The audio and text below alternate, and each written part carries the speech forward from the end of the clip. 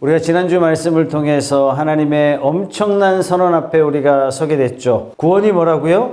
내가 얼마나 공들였느냐, 여기에 달려있는 게 아니란 얘기입니다. 자, 구원은 우리 집안 내력과 관계없어요. 구원은 내가 교회에서 얼마나 수고했느냐, 헌신했느냐, 아무런 관계가 없습니다. 또 내가 이 세상에서 얼마나 착하게 살았느냐, 이것과 전혀 무관합니다. 구원은 오직 하나님의 일방적인 선택과 주권적인 긍휼에 달려 있음을 우리는 지난 시간에 확인했습니다. 야곱이 에서보다 착했기 때문에 구원받은 게 아닙니다. 야곱이 에서보다 기도를 더 많이 했기 때문에 선택받은 것도 아니었습니다. 언제 선택받았어요? 태어나기도 전에, 선도 악도 행하기 전에 하나님이 먼저 야곱을 선택하셨습니다. 이게 은혜라는 얘기예요. 이게 바로 주권입니다. 조금 어려운 신학적 표현으로 한다면 이걸 예정론, 이렇게 표현하는 겁니다. 그래서 이 선언 앞에 엎드리는 성도는 이렇게 고백할 수밖에 없죠. 하나님이 내가 어떠한 사람 되기도 전에 이미 나를 선택하셨습니다. 제가 어떤 자격이 있어서 선택받은 것이 아닙니다. 내가 선택받은 것은 오직 하나님의 긍휼, 하나님의 은혜, 이거 말고는 아무것도 없습니다. 그런데 말입니다. 우리가 감사하면서도 한 가지 의문이 들죠. 지난주 말씀을 듣고 은혜가 되면서도 곰곰이 생각하면 생각할수록 조금 이상해요. 우리의 교만이 이성을 타고 고개를 살살 들기 시작합니다. 아니, 하나님이 처음부터 다 결정하셨다면 인간이 하나님의 뜻을 거역하는 것 자체가 불가능한 것 아니겠느냐. 아니, 하나님께서 모든 것을 자기 뜻대로 결정하시고 인간이 그 뜻을 거역할 수 없다면 우리가 죄 짓는 것도 다 하나님이 그렇게 하신 겁니까?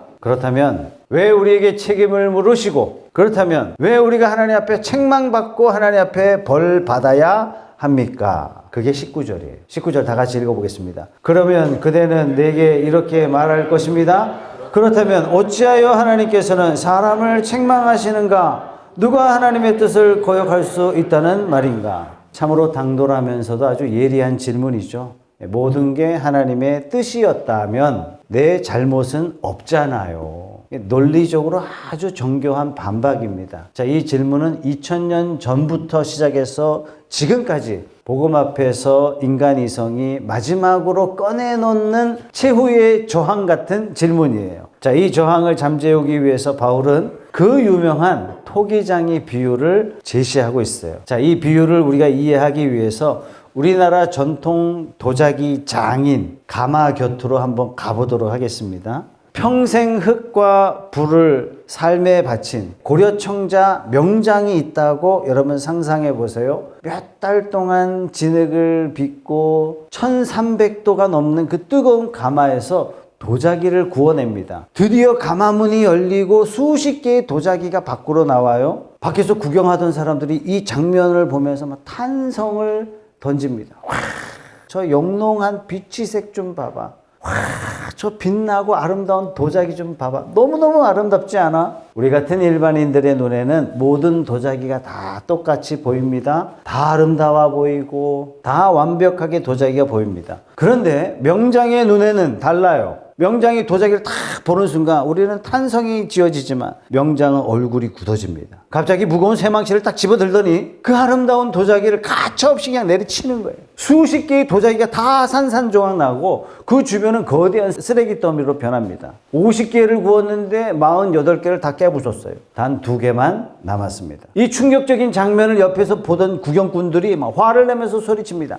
아니, 저 영감탱이가 미쳤나? 저렇게 멀쩡하고 저렇게 아름다운 도자기를 왜 때려 부숩니까? 아깝게 시리 놔주지. 구경꾼들이 이렇게 항변한다고 해서, 아쉬워한다고 해서 장인이 망치질을 그만둘까요? 아니죠. 장인은 구경꾼들이 뭐라고 이야기하든 어떤 비난을 쏟아내도 전혀 아랑곳하지 않고 하던 일을 계속합니다. 왜 그럴까요? 그 도자기가 아주 미세하게 뒤틀렸는지, 비치색 색감이 어느 부분에서는 탈색이 되었는지 장인의 눈에는요, 대번에 보여요. 다시 말해서 어떤 것들이 진짜 걸작이고 어떤 것들이 실패의 작인지 판단할 수 있는 사람은 장인밖에 없어요. 이것을 박살낼 권한도 장인에게 있는 거예요. 구경꾼에 의해서 다수결로 결정되는 것이 아닙니다. 이 권한은 오직 그 흙을 직접 빚어 만든 장인, 즉 창조주에게만 있는 겁니다. 진흙이 말을 할 수 있다고 해서 명장에게 말을 하기를, 아니 내가 1300도나 견뎌냈는데 어찌 나를 이렇게 대하십니까? 아프게 왜 나를 깨부숩니까? 이렇게 말할 수 있는 권한이 진흙에게 있습니까? 없어요. 사실 우리는 살면서 깨진 도자기처럼 얼마나 자주 하나님께 항변하는지 모릅니다. 또 어리석은 구경꾼들처럼 하나님을 향해서 삿대질을 멈추지를 않습니다. 하나님 나를 왜 도대체 이렇게 만드셨어요? 왜 나를 도대체 이렇게 힘들게 하시는 겁니까? 하나님 나를 왜 가난한 집에 태어나게 하셨어요? 하나님 나에게 왜 이렇게 질병을 주셨습니까? 하나님은 왜 내 사업을 이렇게 와장창 깨뜨리시는 겁니까? 하나님 너무 잔인하지 않습니까? 우리는 틈만 나면 재판관의 자리에 앉아서 내 인생을 빚으시는 토기장이 되시는 하나님을 피고색에 탁 앉혀놓고 왜 그러셨냐고, 도대체 왜 그러셨냐고 따지면서 묻습니다. 바울은 오늘 20절 말씀에서 이런 교만을 향해서 벼락 같은 호통을 치고 있어요. 20절 말씀, 오 사람아 그대가 무엇이기에 하나님께 감히 말대답을 합니까? 만들어진 것이 만드신 분에게 어찌하여 나를 이렇게 만들었습니까? 하고 말할 수 있습니까? 나는 그저 빚어진 피조물에 불과하며 한낱 진흙에 불과하다는 이 사실을 철저하게 인정해야만 됩니다. 그런데 두려워할 필요는 없어요. 토기장이 되신 우리 하나님은 재미로 질그릇을 깨뜨리시는 폭군이 아니시기 때문에 그렇습니다. 자, 오늘 말씀은 깨지고 멸망받아 마땅한 우리를 어떻게 오래 참으시는지, 마침내 가장 눈부신 영광의 그릇으로 우리를 어떻게 빚어가시는지 그 가슴 벅찬 은혜의 작업실을 우리에게 보여주시는 말씀이 오늘 본문의 말씀입니다. 20절에 오 사람아 그대가 무엇이기에 이렇게 시작되는데, 이것은 단순히 사람을 부르는 그런 표현이 아니거든요. 헬라어 원문의 뉘앙스 그대로 살려가지고 다시 표현해보면 바로 이런 뜻입니다. 먼지보다 못한 사람아 너는 근본이 진흙이라는 사실을 잊어버렸느냐? 이런 뜻이에요. 그러니까 우리는 자꾸 잊어버리죠. 내 인생의 주인이 나라고 자꾸 착각을 해요. 그러니까 내 인생은 내가 직접 빚어간다. 내 인생은 내 작품이다. 자꾸 이런 착각을 하면서 살아간단 말이죠. 그래서 내 마음에 들지 않게 상황이 자꾸 돌아가면 창조주를 향해서 입이 대빨 나오죠. 하나님 왜 나를 자꾸 이 꼴로 만드셨냐고. 하나님 왜 나를 자꾸 이렇게 못살게 구냐고. 신이 있으면 한번 나와보라고 대들죠. 그림 하나 보여드릴게요. 프랑켄슈타인입니다. 메리 셜리의 소설이죠. 흔히 보통 사람들이 괴물의 이름이 프랑켄슈타인이다 이렇게 생각하는데 착각이죠. 괴물을 직접 만들어낸 천재 과학자 이름이 프랑켄슈타인입니다. 프랑켄슈타인은 죽은 사람들의 시신들을 조합해가지고 생명을 불어넣어서 하나의 새로운 피조물을 탄생시키죠. 이때 창조된 괴물이 눈을 뜨자마자 뭘 했는지 아십니까? 자기를 만든 창조주 프랑켄슈타인을 원망하고 저주하기 시작합니다. 왜 나를 이렇게 흉측하게 만들었냐 이거예요. 당신 때문에 내 몰골이 이 모양이라서 사람들이 나를 싫어하고, 그래서 내 인생이 불행해졌으니 내 불행은 누구 책임이다? 나를 만든 당신 책임이다. 그래서 이 괴물이 끊임없이 프랑켄슈타인을 따라다니면서 끝까지 괴롭힙니다. 박사의 가족들을 다 죽입니다. 결국 이 괴물은 박사를 파멸시키고 자기 자신도 저 북극 얼음 구덩이 속에 들어가서 아주 비극적인 죽음을 맞이한다 하는 그런 소설이에요. 아주 재미있고 흥미있는 괴기 공상 과학 영화, 그쯤으로 여러분 생각하시면 안 됩니다. 이것은 우리들을 이야기해주는 소설이에요. 소설 속의 괴물은 멀리 있는 존재가 아닙니다. 우리의 모습이기도 하죠. 우리는 하나님이 나를 지으신 목적 관심 없어요. 오직 내 관심이 뭐냐면 내 외모가 남들보다 좋냐 나쁘냐, 내 형편이 남들보다 좋냐 나쁘냐, 내 인생의 고난이 남들보다 많냐 적냐. 그래서 내 인생의 고난이 처해질 때마다 하나님께 달려가서 하나님을 멱살 잡듯이 하나님께 따져들죠. 하나님, 저놈은 날 때부터 왜 잘났냐 이거예요. 왜 저 인간은 날 때부터 금수저고 나는 왜 흙수저입니까? 하나님 이거 너무 불공평한 거 아닙니까? 여기에 대한 하나님의 대답이 21절의 말씀이에요. 다 같이 읽어보겠습니다. 시작. 토기장이에게 흙 한 덩이를 둘로 나누어서 하나는 귀한 데 쓸 그릇을 만들고 하나는 천한 데 쓸 그릇을 만들 권리가 없겠습니까? 같은 진흙덩이라도 장인의 손길에 따라서 임금님 식탁에 올라가는 보석함이 될 수도 있고, 어떤 것은 시장 바닥에 나뒹구는 이름 없는 옹기가 될 수도 있습니다. 그런데 이것을 결정하는 것은 진흙의 자격이나 진흙의 의지나 진흙의 노력이 아니란 얘기예요. 오직 그 진흙을 어디에 쓸지 결정하시는, 토기장이의 의지에 따른 거지 진흙 자체에 있는 게 아닙니다. 이것을 우리는 뭐라고 이야기하냐면 토기장이의 주권 이렇게 말합니다. 자, 여러분 기억하세요. 피조물이 창조주의 자리에 앉아서 하나님을 재판하려고 하는 것, 이것이 바로 성경이 말하는 원죄의 본질입니다. 왜 나를 이렇게 만들었냐는 불평은 내가 하나님보다는 조금 더 지혜롭지 않을까요? 오만을 드러내는 겁니다. 창조주 하나님을 향한 원망의 입술을 닫아야 됩니다. 이해되지 않아도 나를 빚으신 그분의 손길은 한치의 오차 없이 완벽하시고 선하시다. 이 사실을 믿음으로 받아들이는 저와 여러분들이 되시길 주님의 이름으로 축원합니다. 토기장이 비유를 듣다 보면 한 가지 오해가 생깁니다. 하나님은 자기 마음에 안 드시면 가차없이 쇠망치로 때려 부수고 지옥에 던져버리시는 그런 분이시구나. 하나님은 그저 피도 눈물도 없는 무자비한 폭군 아니신가? 거기에 대해서 22절에 이렇게 대답해줘요. 하나님께서 하신 일도 마찬가지입니다. 하나님께서 진노하심을 보이시고 권능을 알리시기를 원하시면서도 멸망받게 되어 있는 진노의 대상들에 대하여 어떻게 해요? 꾸준히 참으시면서 너그럽게 대해 주십니다. 멸망받게 되어 있는 진노의 대상은 어떻게 하면 돼요? 심판받으면 되죠. 멸망받을 대상은 당장 깨버리면 돼요. 불량품이 확인되는 그 즉시 쓰레기통에 던져버리면 끝입니다. 그런데 하나님이 어떻게 하신다고요? 그 대상들에 대해서 꾸준히 참으시고 너그럽게 대하십니다. 왜 그럴까요? 23절입니다. 시작. 영광을 받도록 예비하신 자비의 대상들에 대하여 자기의 풍성하신 영광을 알리시고자 하셨더라도 어떻다는 말입니까?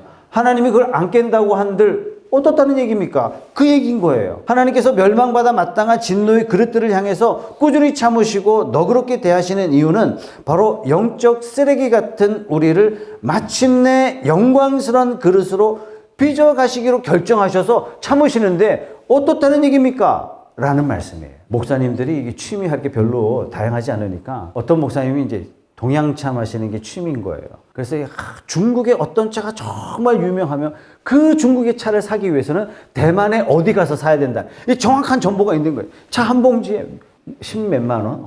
이분에게 취미가 그건 거예요. 이분에게 이 차 셋, 그 다음에 찻잔. 자기 전용 찻잔이 하나 있는데 이게 7만 5천 원짜리라고 하면서 내가 그거 갖고 먹어도 되냐? 그러니까 안 되는데 자기만 먹어야 되는데. 자기 취미인 거예요. 도자기 보니까 참 귀하게 보이긴 하더라고요. 여러분들이 만약에 아끼는 여러분의 도자기가 깨지면 어떻게 합니까? 어머 아까워라 이러지만 버리잖아요. 놔둔들 뭐 합니까? 깨진 도자기 잘못 간수하다가 자칫 손에 상처라도 입으면 안 되잖아요. 그러니까 깨진 도자기는 버린단 말이죠. 여러분 이런 그림 아마 어쩌다가 한번 보셨을 거예요. 이 도자기는 킨츠키가 이 조각난 도자기를 어떻게 하냐면 이 도자기 장인인데 일본에 파편들을 버리지 않고 이거 소중히 모아다가 온나무 진액을 이 균열된 부분에 이 칠을 해요. 도자기를 정성스럽게 다 이어붙입니다. 그 다음에 이 균열된 이 부분에 뭘 바르냐면 순금을 덧발라 칠합니다. 그럼 어떤 기적이 일어나냐면 금으로 흉터를 메꾼 이 도자기는 깨지기 전에 평범했던 것보다 가격이 수십 배, 많게는 수백 배예요. 만약 골동품을 이렇게 만들 경우에는 만드는 비용만 5천만 원이에요. 5천만 원부터 시작을 해요. 깨진 도자기가 더 값비싸고 더 아름다운 세상에 단 하나밖에 없는 유일한 예술 작품으로 재탄생하게 됩니다. 한마디로 불량품이 한정판 걸작으로 재탄생하게 되는 거죠. 흉터가 오히려 가장 눈부신 영광의 자국으로 변화된 겁니다.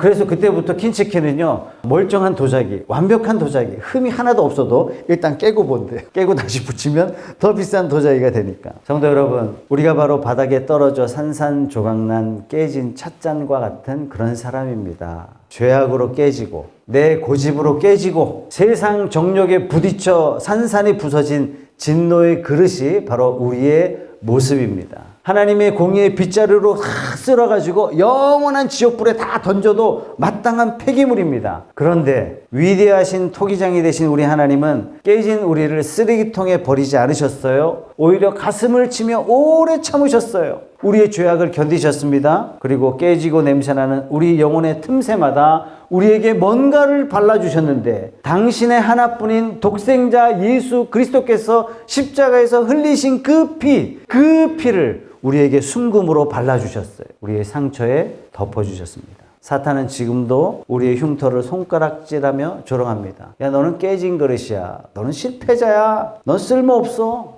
그런데 하나님은 예수 피로 덮인 우리를 번쩍 들어 올려서 온 우주를 향해서 자랑하십니다. 봐라. 상처투성이 그릇을 봐라. 내 아들의 피라는 순금을 이어붙인 세상에서 단 하나밖에 없는 가장 아름답고 가장 눈부신 나의 영광의 그릇이다. 성도 여러분, 여러분의 상처 부끄러워하거나 숨기지 마십시오.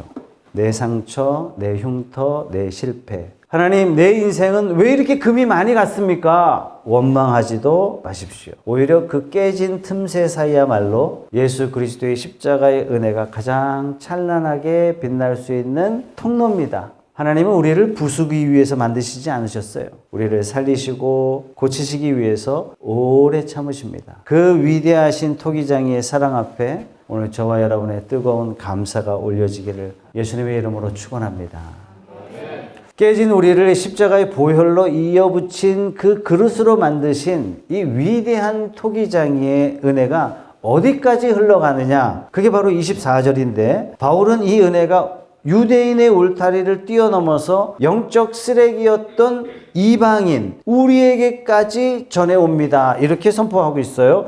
24절 다 같이 읽겠습니다. 시작. 하나님께서는 우리를 부르시되 유대 사람 가운데서만이 아니라 이방 사람 가운데서도 부르셨습니다. 이방인을 구원하시는 이 놀라운 계획은 이미 오래전부터 하나님의 마음이었음을 호세아 성경을 통해서 말씀하고 있는데요. 이 위대한 은혜의 역전을 오늘 본문 25절, 26절은 이렇게 선포합니다. 그것은 하나님이 호세아의 글 속에서 하신 말씀과 같습니다. 나는 내 백성이 아닌 사람을 내 백성이라고 하겠다. 내가 사랑하지 않던 백성을 사랑하는 백성이라고 하겠다. 너희는 내 백성이 아니다 하고 말씀하신 그곳에서 그들은 살아계신 하나님의 자녀라고 일컬음을 받을 것이다. 자, 호세아 성경은 구약 성경인데요. 호세아 성경은 정말 기가 막힌 성경이에요. 정말 성경 읽을 때마다 기가 막히다. 이 감탄사가 절로 나오는 성경이 호세아 성경입니다. 하나님께서 경건한 선지자 호세아를 불러서 아주 기가 막힌 명령을 하셨어요. 뭐냐? 너희 동네에 창녀촌이 있는데 거기 가면 고멜이라는 창녀가 있을 것인데 그녀와 결혼해라. 뭔 날벼락입니까, 여러분? 호세아가 순종해서 고멜을 아내로 맞이합니다. 아이들까지 낳았습니다. 그럼 어떻게 해야 돼요? 남편의 이 말로 다 할 수 없는 사랑을 받았다면 과거를 청산하고 새 사람이 되어야 마땅한데 고멜은 남편과 아이를 헌신짝처럼 버립니다. 옛날 버릇으로 돌아가서 다른 남자 품에 안기죠.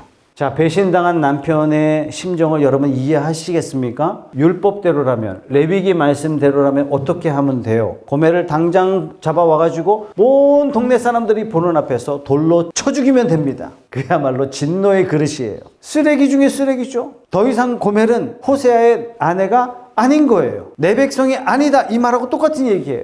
결국 고멜이 어떻게 됐느냐? 늙고 병들어서 아무도 거들떠보지 않는 저 시골의 더러운 노예 시장에 팔려갑니다. 아, 내 인생 여기서 끝이구나. 나는 이제 돌 맞아 죽겠구나. 고멜이 발가벗겨진 채로 노예시장 한 구석에 덜덜 떨며 울고 있을 그때에 어떤 한 남자가 숨을 헐떡거리면서 노예시장에 막 뛰어들어오는 거예요. 그 사람이 바로 남편 호세아였어요. 호세아는 자기를 배신하고 다시 창녀가 된 그 더러운 여자를 향해서 돌을 던지지 않았습니다. 오히려 은 15개와 보리 한 가만이라는 엄청난 재산을 노예 상인에게 주고 냄새나는 고멜의 손을 잡아 일으켜 세웁니다. 온 동네가 떠나가도록 쩌렁쩌렁 외칩니다. 여러분, 이 여자는 더 이상 노예가 아닙니다. 이 여자는 내 사랑하는 아내입니다. 내가 값을 지불하고 다시 샀으니 이제는 그 누구도 아무도 내 아내에게 손댈 수 없으며 이러쿵저러쿵 말해서는 안 됩니다. 아니, 성경에 이걸 왜 쓰셨어요? 너희들이 고멜이다 이 말씀이에요.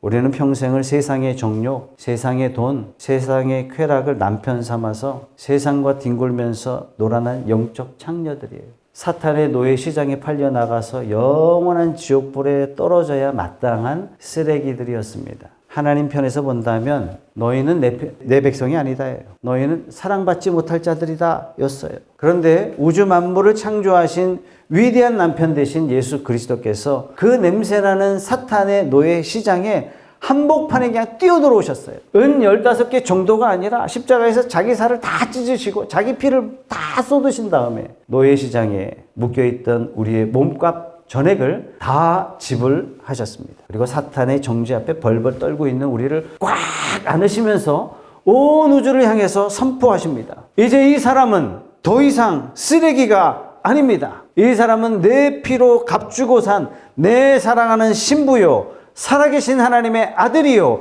하나님의 위대한 상속자입니다. 십자가로 죄값을 다 지불했으니 사탄아, 다시는 내 아들의 머리털 하나라도 건들지 마라. 이것이 여러분 25절의 말씀이에요. 25절 보시면 나는 내 백성이 아닌 사람을 내 백성이라고 하겠다. 내가 사랑하지 않던 백성을 사랑하는 백성이라고 하겠다. 이 엄청난 은혜의 역전, 이 말도 안 되는 토기장의 긍휼 때문에 오늘 저와 여러분들이 이 자리에 앉아 있는 거예요. 우리가 이 자리에서 하나님을 감히 아빠, 아버지라고 부를 수 있게 된 겁니다. 그런데 이런 은혜를 우리가 받았는데 어떻게 하나님 앞에 내가 헌신했으니 하나님 줘야 되는 거 아니에요? 우리가 어떻게 이런 말을 할 수 있냐 말이에요. 내가 2025년도 딱 한 번밖에 안 빠지고 주일날 다 나왔는데 하나님 나한테 이럴 수 있어요? 그러면 옆에서 천사들이 그러는 거예요. 너 아직 하나님의 은혜를 잘 모르는구나. 너는 완벽히 이해를 못했어. 27절이 그 얘기를 하고 있는 겁니다.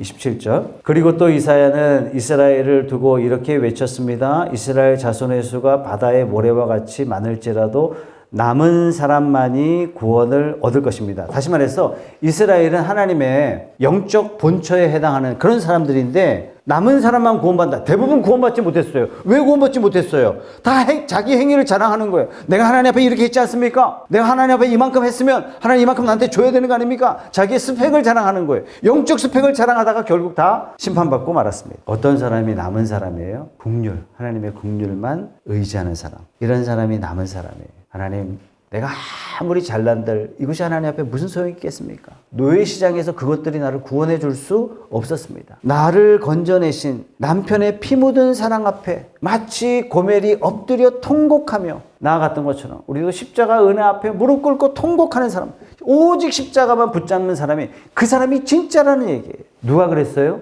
막달라 마리아가 그랬어요. 누가 그랬어요? 베드로가 그랬어요. 누가 그랬어요? 바울이 그랬어요. 이런 사람이 남은 사람이요, 이런 사람이 구원받은 사람입니다. 사랑하는 성도 여러분, 이런 사람 되시길 주님의 이름으로 축원합니다.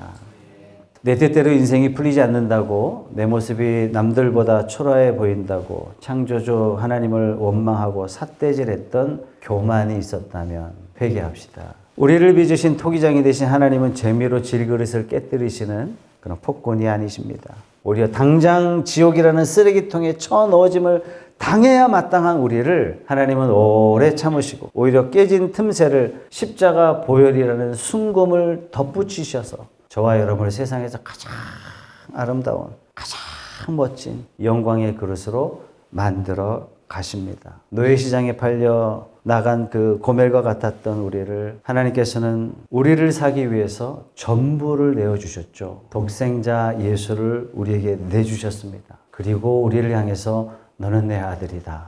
너는 내 아내요. 너는 내 백성이다. 이 압도적인 주권적인 사랑이 바로 우리가 받은 구원의 실체입니다. 이번 한 주간 여러분들에게 3가지 당부를 드립니다. 하나님을 향해서 막 원망하는 그런 마음이 일어날 때 여러분 이렇게 하세요. 당장 내 눈앞에 펼쳐지는 이 상황이 도무지 이해되지 않아도 나를 빚으시는 토기장이 되신 주님의 손길은 언제나 완벽하시고 언제나 선하시다. 이 고백을 먼저 하시기 바랍니다. 2번째, 여러분의 깨진 상처 숨기지 마시고 은혜의 순금으로 채우십시오. 과거의 상처, 과거의 흉터, 실패, 자국, 질병, 가난 부끄러워하지 마시고 숨기지 마십시오. 숨기려고 할 때마다 사탄은 우리를 가지고 놉니다. 그 상처야말로, 이 틈새야말로 예수 그리스도의 십자가의 은혜 가장 찬란하게 빛날 수 있는 은혜의 통로다. 고백하시고요. 하나님 앞에 나가서 여러분의 역함을 다 고백하십시오. 하나님, 제가 이거 잘못했어요. 하나님, 제가 이것이 부족합니다. 하나님, 이것이 저의 약점입니다. 하나님께서 금으로 채워주실 것입니다. 세 번째요. 남은 사람의 사명을 감당합시다. 바다의 모래와 같이 많은 사람들이 뭐 하다가 넘어졌어요? 자기 종교적 스펙 자랑하다가 다 심판받았어요. 어떤 사람이 남습니까? 오직 은혜만을 구하는 사람. 이런 사람만이 구원의 자리에 이르게 된다라고 하십니다. 이번 한 주간 여러분 어떤 일을 만나도 다 하나님의 은혜였습니다. 모든 것이 하나님의 은혜였습니다. 이런 고백으로 하나님 앞에 나아가시는 귀한 여러분들 되시길 주님의 이름으로 축원합니다.